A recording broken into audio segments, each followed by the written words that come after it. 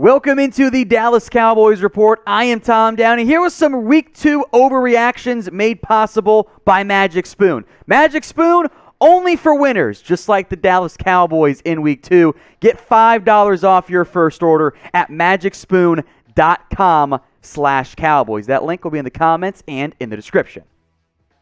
Let's dive into some of these Week 2 overreactions. The first one up focuses in on the running back position. Is it time to make Tony Pollard the lead back in Dallas? I am going to take the coward's way out on this one. It's my show. I get to be a coward if I want to. There is a more in-depth, long discussion than I think a black and white yes or no answer here. For starters, we all saw it. Tony Pollard was better than Ezekiel Elliott in Week 2. And that's not even a dig against Zeke. I thought Zeke played just fine, but Pollard was a better football player in Week 2. However, there should at least be the discussion of some of that is likely due to the roles and situations and just the differences in how those two players were used. Zeke's a bit more your thunder right now. Tony Pollard, a bit more of your lightning. If you try to flip those usages, I do think Pollard becomes a little bit less effective. There's a reason why Zeke still played double the snaps than Tony Pollard did. He had more carries, and although there's the weird stat that could be adjusted later in terms of how the lateral play gets counted, 71 yards on the ground, 16 carries, was heavily involved or decently involved in the passing game. And oh, by the way, Zeke Elliott very clearly remains a better blocker than Tony Pollard does in the pass game. That is significant. Tony Pollard got blown up by Derwin James on a blitz protection. That matters for the Cowboys. So I don't think it's a black and white, yes, give all your reps to Tony Pollard, or no, keep Zeke as your only guy. I still think utilizing both of those players is a good thing for the Dallas Cowboys. The Cowboys had more success on the ground this week. You got back Zach Martin. Connor Williams and others played great as well. Terence Steele, who we'll get to later on. But the Chargers run light boxes. They dare you to run the football. That's what the Cowboys did, and they did it effectively. So in the end, this is a good problem to have, if you can even call it a problem, for the Cowboys. I thought Zeke played fine. Pollard played better. I still want to get Pollard involved. I'm not saying don't give him the football, but I do wonder if Pollard is better and more effective in that kind of 1B running back type of mold. But what do you guys think? Who do you want as the starter? Type EE for Ezekiel Elliott or type in TP for Tony Pollard. Overreaction number 2. Kellen Moore will be a head coach next year. I'm not giving this an overreaction. This feels kind of true. What does the NFL love more than anything? The young coach, offensive mind who runs a creative offense. That has been Kellen Moore to a T for these first 2 games. He has been in his bag. Hasn't always worked out, but that's the negative to a creative offense if you want to grab. Sometimes there are some bad plays. It happens. I've been very impressed with Kellen Moore. And I think in an NFL that is so desperate to find young offensive minds who can be creative and install a good offense, even if that doesn't necessarily mean they're going to be a good head coach, Kellen Moore is going to draw, I think, a significant amount of interest this offseason. Now, that, of course, assumes that things stay the same way, and it starts to feel a whole lot like the Jason Garrett-Wade Phillips conversation from all those years ago, where at that time, Garrett was the hot young offensive coordinator, and of course, that did not turn out very well, but there's going to be interest in Kellen Moore at the NFL level, frankly, probably some of the college level as well. So what do you think? Will Kellen Moore be a head coach in 2022? Could still be in Dallas. Could be elsewhere. Maybe Jerry finds a way to keep Kellen Moore like he kept Jason Garrett for a little bit longer, but that's the discussion right now. So get your votes in for me in the comment section. Will Kellen Moore be a head coach in 2022? Y for yes or N for no.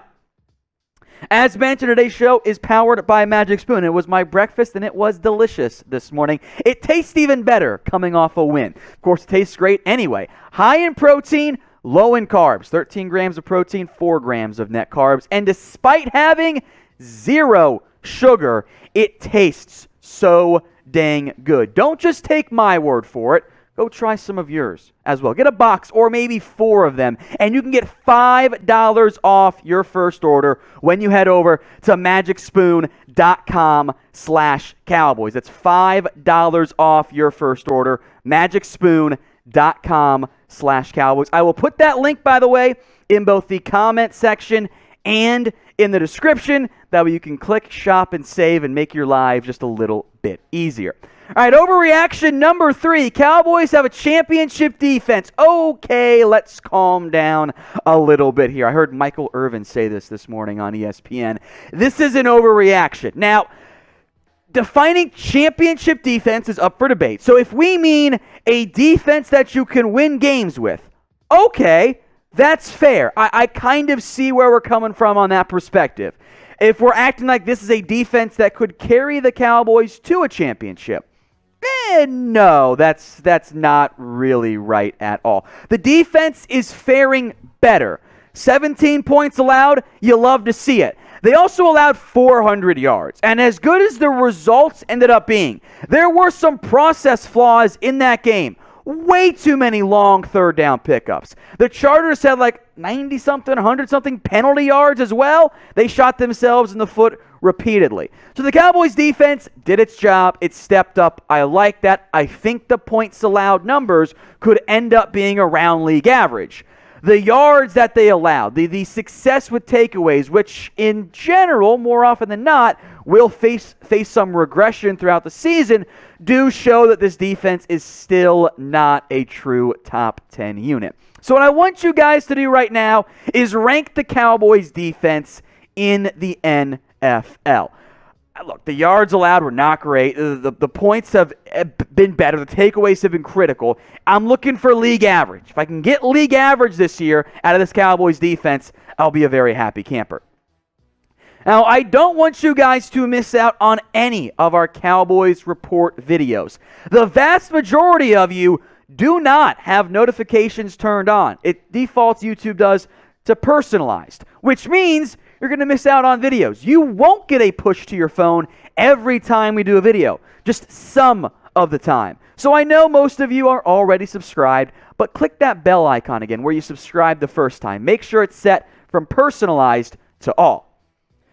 Overreaction number 4, Terence Steele is good. I mean, he was pretty good in week 2. Not an overreaction for me. Now, I'm basing it on just the one game, but maybe better is a good phrase there. Either way, I thought the Dallas Cowboys and Terence Steele, the game plan from Dallas and the effectiveness from Terence Steele ended up being a good job. That is what you're searching for out of your right tackle. Against the toughest matchup he'll probably face all year in Joey Bosa, Terence Steele did not allow a sack. Allowed just 3 hurries in total. His run grade, by the way, per PFF was damn good, 79.3. The pass grade of 24.6 is interesting. There was one play where on the play where the entire offensive line fell apart, where Steele did get beat pretty badly. I think they also dinged him for some non-holding calls. Either way, I was impressed by Terence Steele. I think that pass grade's way too low for what we were expecting out of Terence Steele, and for B, how he played overall. He had a good showing in this game. So now I want you guys to grade Terence Steele in week 2. If we want to grade on a curve for what so many of us were concerned about, it's probably an A. If you want to grade him across, a normal offensive lineman, no curve grading, I think we're looking at a B-, B, C+, somewhere in that range. Overall, I was very happy with Terence Steele. So get your votes in right now in the comments section. Overreaction number 5. Micah Parsons should stay at the edge rusher position. I'm going to give this a bit of an overreaction. Make no mistake, I thought Micah Parsons did a fantastic job in week 2. I liked what I saw out of him, really truly, as a pure edge. I was wrong on that one. Many of the Cowboys local guys were wrong too. Parsons really was a pass rusher, and he was very effective at getting pressure, especially coming off that against the right tackle Storm Norton. I do wonder just how much of Micah Parsons' success was because Storm Norton sucked. He had no idea what was going on. He was a bad football player. The Cowboys benefited by attacking Norton. I also didn't love Parsons setting the edge. He had a great tackle on Herbert on a midline read option. Great play there. But I didn't love him in the limited snaps he had as a true kind of run-setting edge. So I'll tease it here, maybe there's a solution in which you could do both of them. Maybe you could play Parsons at both defensive end and at linebacker. But what do you guys think? Where should Micah Parsons play? Type DE for you want him at the defensive end edge rusher spot, or type in LB for you want him as a more typical off-ball linebacker, that middle linebacker or weak side backer. As I kind of teased, I want Parsons at both. I want to continue to utilize him as a chess piece, and you can do what the Cowboys have done in their first 2 games. Matchup-based offense and defenses. That's a sign of good coaching as far as I'm concerned, by the way. I want to utilize Parsons probably more so on early downs, base package when you've got 3 linebackers out there as an off-ball linebacker. And if you want to roll him down to set him on the edge as a kind of a strong side overhang defender, cool, I'm down with that. But I want to give him some edge rushing reps too, especially without DeMarcus Lawrence, because Dorrance Armstrong was okay. Terrell Basham was silent, but part of that was because they put Parsons over Norton because they realized they had an advantage there. I want to use him both. And frankly, it helps that I was impressed by both Jalen Smith and Leighton Vander Esch in this one. Jalen, swiping's okay. I thought he played very well. Little soft, both guys were at points in coverage. It's okay. You're playing linebacker zone. You're going to get beat short. That's not the end of the world to me. But I thought Smith played pretty well. Frankly, even though Smith is now back as linebacker 3 for this team, he was linebacker 1 because Keanu Neal did not play very well. I was even more impressed by Leighton Vander Esch. Fewer opportunities. They're clearly utilizing Jalen and Parsons as your middle linebackers and Vander Esch and Neal as your weak side linebackers. I was impressed by LVE. Couple big-time splash plays. Did not play as much as Jalen Smith, but I thought both linebackers had a pretty solid showing in week 2. Remember, folks, if you want daily videos, all for free here on the Cowboys Report, hit that big red button right now.